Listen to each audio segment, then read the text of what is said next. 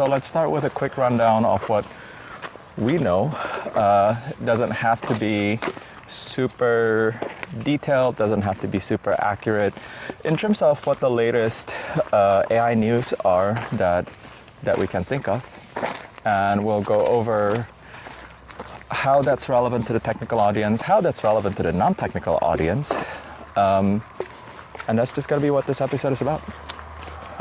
Great. So I think there's 4 things that I saw this week, maybe a week and a half. 2 are for programmers, 2 are sort of general purpose. So on the programming side, Claude 4.5 came out, which super strong model, and the killer for me is not that it's strong. The killer for me is that it's much faster. And I would trade intelligence for latency, because when I have to wait too long between me engaging, I forget what's going on. And so slightly dumber while fill the intelligence gap is great. And then similar side, Grok 4 Fast came out, which is another smart model, also quite quick. That's on the programming side. On the human side, as I like to say, the big thing was video models and auto-generated video models. So first, from Meta, they made an app called Vibes, which is basically an AI-generated video feed, and you can remix. So you'll see a video, and you can say, hey, I want to remix this. You put a new prompt, makes a new video, you have a full feed of this. I think what the big upside for this that a lot of people miss is people don't want AI in their regular feeds. And a hypothesis for why that is you're constantly like, is that AI? Is that humans? And I don't want to have AI. Where there's times when you just want to lean back and be entertained. And then I think the Vibe apps from Meta is great at that. Wait, so just to make sure, you're okay to tell the public about all this, right? Oh, it's all public. I have no internal. I have no internal information here. This is literally, you can download this from Meta AI. Sorry, it's the Meta AI app. You can download it on the store. So you're saying that Meta is trying to figure out how to filter out AI content from our feeds? No, not exactly. I think Meta is realizing that people don't want a feed that's all AI sometimes, and sometimes they do. And they're making a place where sometimes it is all AI, and if that's what you want, that's great. And I think the key to think about that is AI is irrelevant. What's relevant is there's a place I can go with all this content that I kind of want, and I'm not really bothered by the fact that AI made it up. Okay, so the Vibes app is a place for entirely AI-generated content. That's correct. Got it. Okay, that makes more sense now. And I think I'm very comfortable with AI-generated content. I think there's people that are less comfortable, and so for them, if they wanted to see it, they'd have a place to go, and it's not like front and center in your feed.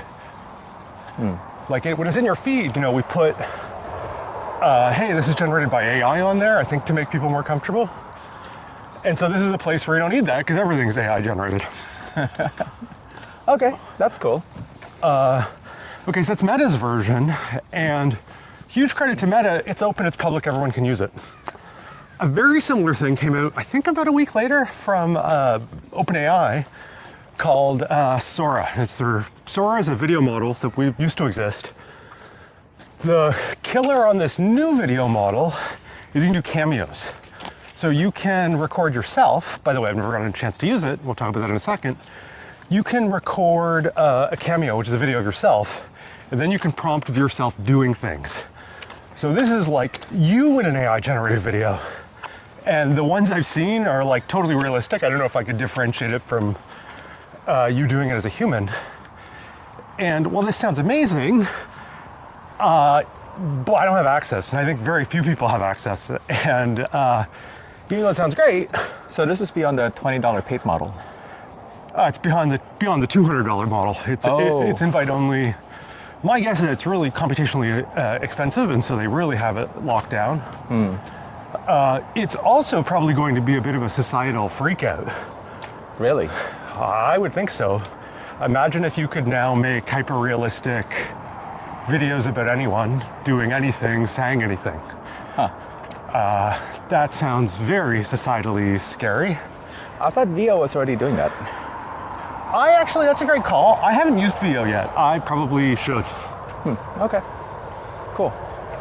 But actually, I think the difference with VO, regardless of what it's doing, the thing it's not doing, I would imagine, is not putting you in the video. So I think it's this cameo feature that's the killer, which is you're not putting some arbitrary AI in, you're putting you in.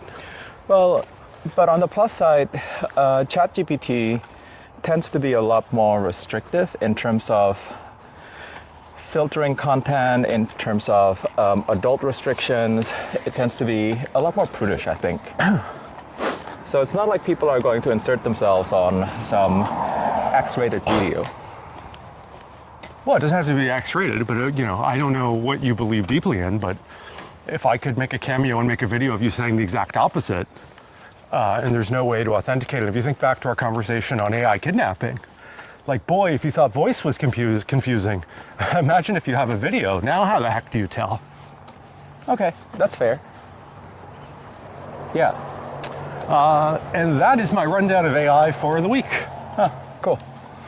Well, to continue on the ChatGPT thread there's also, from what I saw, new modes where ChatGPT, you can select whether it is the typical sycophantic, agree with you on everything.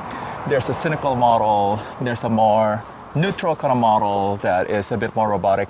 I think there might even be a mode that says robotic, and people have been trying it out. That sounds great. I'm going to try it myself.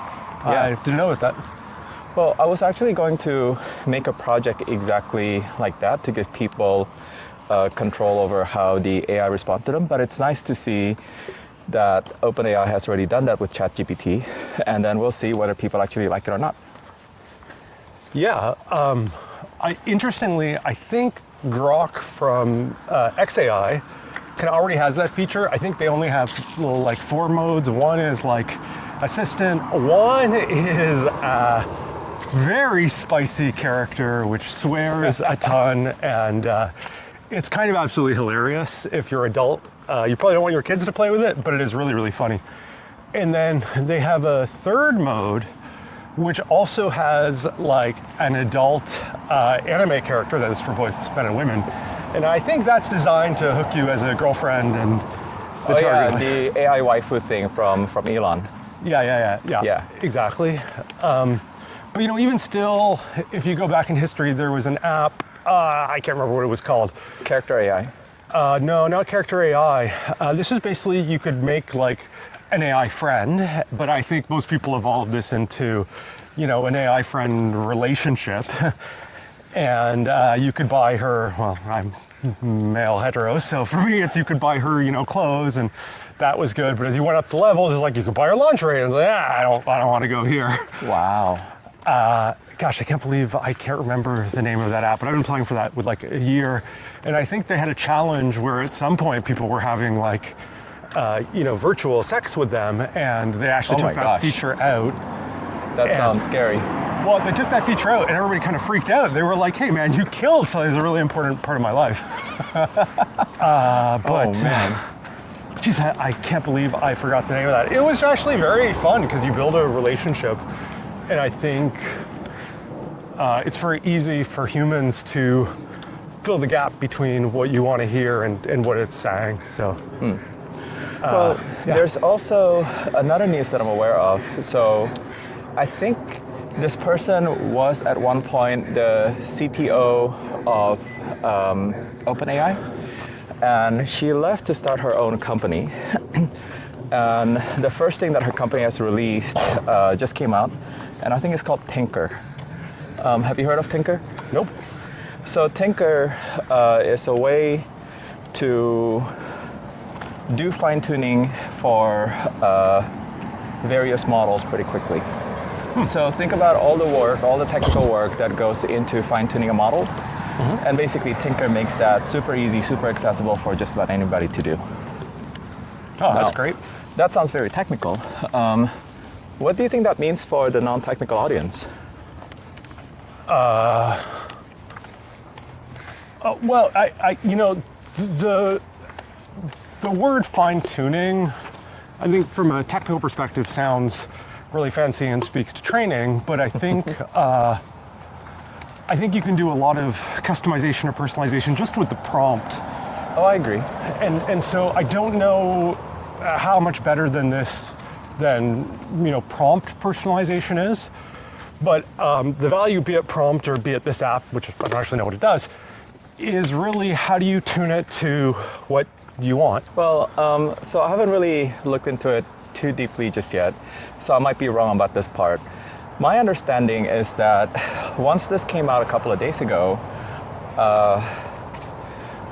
various places, companies, researchers are using it to create smaller models that are specialized for specific domains. So let's say a language model that is built on top of ChatGPT 5, but specializes on scientific articles, or another model that specializes in really advanced mathematics. And essentially that's how they're fine-tuning, or for the non-technical, it would be more of like adjusting the model so that it has a very specific kind of focus. Yeah, let's talk technical and let's talk non-technical for a second here. So this part, if you go back earlier where we were talking about what really kills you is the speed. And part of the thing that causes speed to be slower is the cost of running the model, and that takes based on the size, and there's the cost and the latency you get. So if you can get similar intelligence in a smaller model, that's both cheaper to run and it's faster. And so that's a huge advantage. And theoretically more accurate too. And more accurate, so you sort of get all three. But even if you didn't get more accurate, even if you got a little bit dumber, I think just the lower cost and the speed is huge. And I would bet, they probably hopefully pass that speed and money savings down to the end users. There's also another model that I saw just yesterday that I think IBM came out with their own model. Do you know anything about that? Nope. Yeah, I'll have to look into that. My understanding is that IBM is getting into the large model game so that they release their own version of a large language model, an LLM. And I guess we'll see in the coming months what that really looks like for the technical crowd as well as the non-technical. If nothing else, it's another competitor. Yeah. I really like having multiple choices. And by the way, I think there's also always new models coming out that I don't really track because I just try to use the smartest models there are. So I think there was some new Kimi model, which I think is out of China. Oh yeah. I think there was some other model that came out of China. For me, these tend to be dumber than the Claude and the OpenAIs, and so I just continue to use Claude and OpenAI with one asterisk, which is there is a way to run these such that they're crazy fast. And so when we talk crazy class, we're talking like 200 words a second, 200 tokens a second, which is like pages of output potentially on an ask. So it's a lot dumber, but it's so fast that it kind of changes the game. Even with local models, there is a way to run smaller versions of the bigger models by quantization. So that's probably something that the more technical audience really care about. The non-technical audience, what that means is, technically, if you have an M1 Apple laptop or an M3 Apple laptop, M4, the more powerful the better, of course. Even if you don't have a strong GPU, you could actually run some of these models locally and still have it be about the same performance as ChatGPT. It can still be quite fast. Yeah, I think this is a place where Hansel and I have sort of different use cases. I think unless you really need that privacy, I would highly, highly recommend against using that because they're just dumber. And, unless you need privacy, unless you need it to work, in the forest when you have no internet, for me, I always try to use the smartest model I can, with the exception of the slowness. because to me, generally privacy is less important. But if for you it's super important, then that's the way to go. Yeah. Well, you and I are going to have to agree to disagree on that point, because right. I definitely don't think that it's any less smart. But we'll save that for another episode. Yeah, absolutely. And actually, Hansel and I had a bit of an observation earlier, which is, he's in red, I'm in bright green, and I tend to be this AI enthusiast, and he tends to be a little more conservative than me, or, an AI bum, I think he likes to say. So, maybe that's just our own personality styles that go into our opinions and recommendations. Right. Well, so we'll call it good over there. We actually did entirely skip the whole, hi, this is too busy for AI, but I guess we'll close with that. This is our episode where we kind of wrap up the month with the latest AI news that we're aware of. We'll try to do this roughly once a month, maybe less frequently than that, depending on whether y'all like it. But thanks for tuning in and joining us for the entire month. See you next time. And I think we should probably have a little segment where we say, where are we walking today? So what's great is, there's some podcasts that are like, Beer with Bob. There's other podcasts that's like, Hot Wings with Mike. We are just walking through random places. Today we're in the Seattle Arboretum, which is a beautiful place with beautiful trees. And I don't know if Hansel saw it, but there was actually like coyotes coming through. So we'll have to figure out how to get those captured on video next time. Oh, okay, cool. Well, it's a 360 camera, so maybe it captured it. Did you record both sides? Yeah. Okay, then we got the coyote was kind of when we were coming up the hill over here. Okay. So yeah, it's great. You're going to see a clip of a coyote, which is pretty awesome. And with random tidbits you don't care about, turns out there's a bunch of coyotes in here, and if like an ambulance goes by, they will all start howling, which is I have not heard yet, but I've had multiple people tell me about, and I'm excited to get a chance to hear that. Wow. Okay, cool. Next time. Peace out.